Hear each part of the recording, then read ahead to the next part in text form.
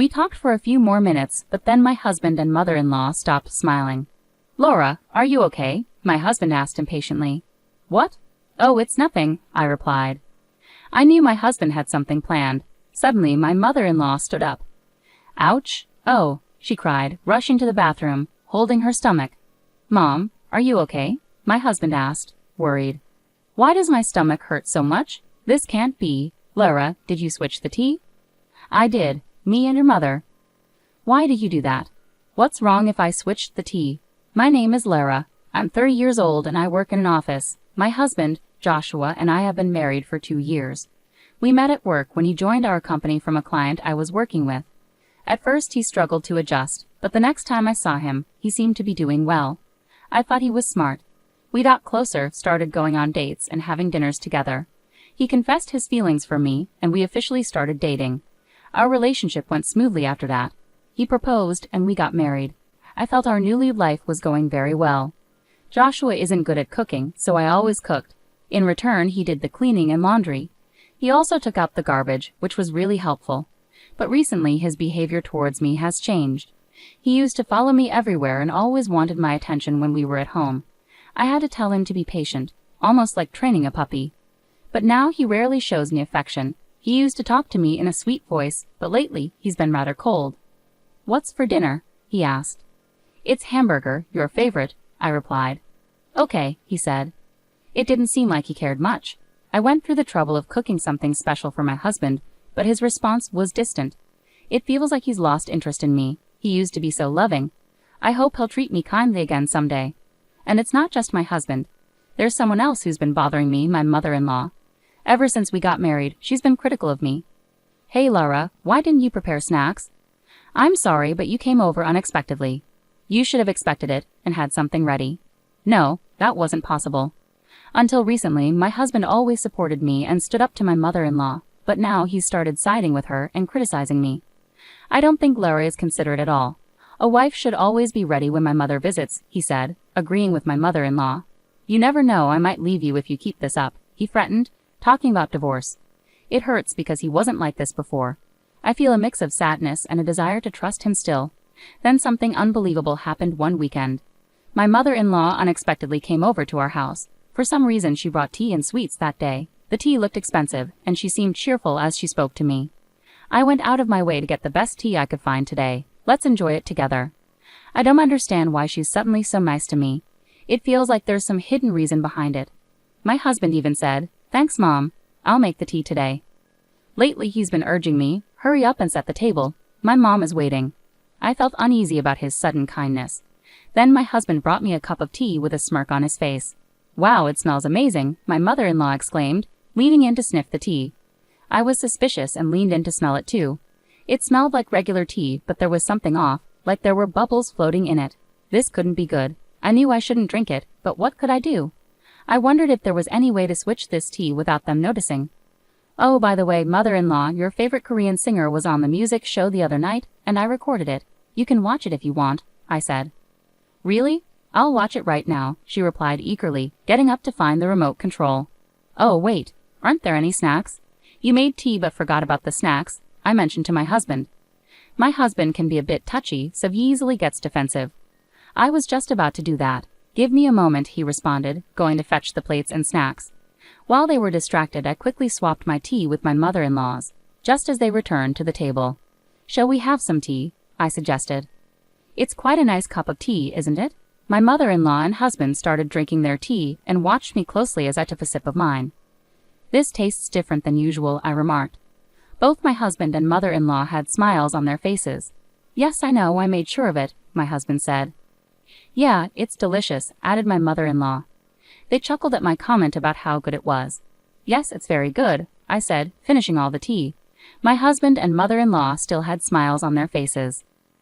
We chatted a bit more, but their smiles eventually faded. "Laura, are you feeling okay?" "What?" I responded. "No, it's nothing," my husband said impatiently, clearly up to something. Then suddenly my mother-in-law stood up. "Ouch! Oh." She hurried into the bathroom, clutching her stomach. "Mom, what's the matter?" "Why do I have such a stomach ache? Oh no, this can't be happening." "Hey, Laura, did you switch the tea?" my husband asked urgently. I swapped mine with your mother's, I admitted. What? Why would you do that? What's wrong with swapping? Does that mean there was something wrong with the first tea you gave me? No, it's just that. Tell me the truth, or you won't be able to handle the consequences, and your mother will be in danger, I insisted. Reluctantly, he admitted, I actually put a large amount of powdered laxative in your tea. Wow, no wonder she got a stomachache. Large doses of that stuff can be really dangerous. Seriously, call an ambulance, he said quickly. Okay. That's how my mother-in-law ended up being taken away in an ambulance. My husband was visibly upset and hurried to go with her. Meanwhile, I decided to pour the tea he tampered with into a water bottle to keep as evidence. I'm taking this to the police to file a report. While my husband and mother-in-law were at the hospital, I made the decision to pack up my things. I called my parents and asked them to help me move out. When I arrived at their house, my husband called. My mom's in bad shape. She'll be in the hospital for a few days. Can you bring her some clothes and things she needs? He asked urgently. What? No, I can't do that, I replied firmly. You have to. She's in trouble, and you're my wife. Please, he insisted. I can't do this anymore. I'm filing for divorce, I said decisively. Divorce? I exclaimed. When I mentioned the word, there was a moment of silence from my husband. I understand. If that's what you want, then fine. But since you're the one asking for divorce, you don't get any share of our property, he replied coldly. What are you saying? You're the reason for this divorce, so I deserve my fair share, I retorted. Don't be absurd. I'm not giving you anything. This divorce is your decision, not mine, he argued. I'm appalled. You're the one who tried to make me drink that tea with laxatives. How can you deny your responsibility? Besides, I have strong evidence against you, so you will face consequences, I said firmly. But before I could elaborate, he hung up on me. I realized I had a lot to do, like finding a lawyer, so I let it go for the moment. Later, my husband asked me why my belongings were missing from the house. He blamed me for the house being in disarray because I wasn't doing my chores. I received many unreasonable and selfish messages. No, you're the one who wants a divorce, right? You understand that once we're divorced, you'll have to take care of the house by yourself. There were so many things I wanted to clarify with my husband, but I didn't respond until after I had arranged for a lawyer. Once my mother-in-law was discharged from the hospital, my husband and in-laws visited my parents' house, clearly upset. Divorce isn't the solution, but I'll go along with it. You didn't even bother to visit my mom in the hospital after what happened. You just left our house with your stuff. How can I stay married to someone like you? My husband said arrogantly. My mother-in-law glared at me, and it seemed they had only told their side of the story. My father-in-law believed them. Laura, I think you're being selfish, he remarked. My father-in-law is the only reasonable person in my husband's family. I knew he would see things differently if he knew the whole truth. I took out my phone and played an audio recording. I had actually put a lot of powdered laxatives in Lara's tea. The audio was strong evidence. When they heard it, my husband and mother-in-law turned pale. How did you get that recording? My husband had implicated himself. Father, I felt threatened. I quickly swapped my mother-in-law's tea with mine. Suddenly, she complained of a stomachache. She had always treated me badly, and my husband used to defend me against her. But recently they started teaming up against me, and now he had gone too far. After hearing my side, my father-in-law's expression turned furious as he stared at my husband and mother-in-law. Joshua, what's going on here? Is it true that you've been mistreating her too? He demanded. My husband and mother-in-law were visibly embarrassed under my father-in-law's scrutiny. No, Dad, wait, it was just a joke. Lara got upset stomach from the laxatives I put in her tea. It was meant to be a harmless prank, Joshua tried to explain. I would never mistreat her either. It was all in good fun. You can't call that bullying, my mother-in-law chimed in, attempting to justify herself. I don't think that was just a joke. You can't keep getting away with this.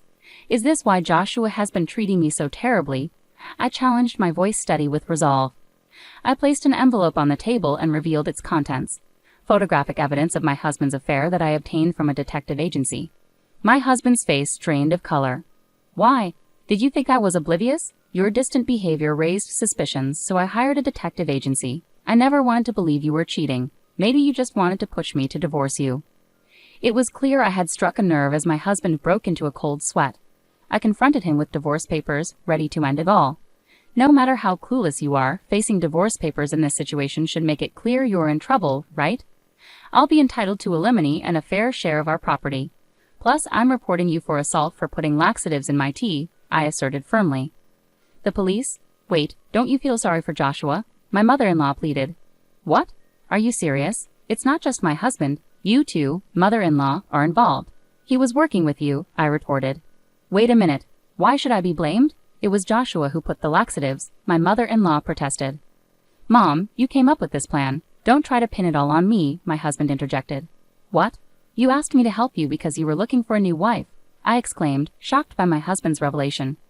My husband and mother-in-law began arguing, each refusing to admit their wrongdoing. Finally, my father-in-law had enough and intervened sharply. Enough.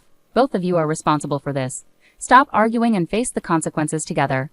Don't complain when the police come for you. Joshua, you need to take responsibility for your affair.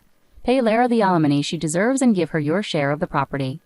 My husband and mother-in-law were visibly shaken by my father-in-law's stern words. I was relieved he intervened, as my own father was on the verge of losing his temper too. I'll handle the legal aspects through lawyers, I declared, urging my husband to sign the divorce papers promptly.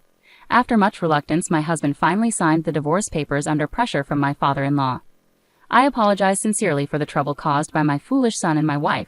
I'm truly sorry, my father-in-law said to us, then escorted my husband and mother-in-law home.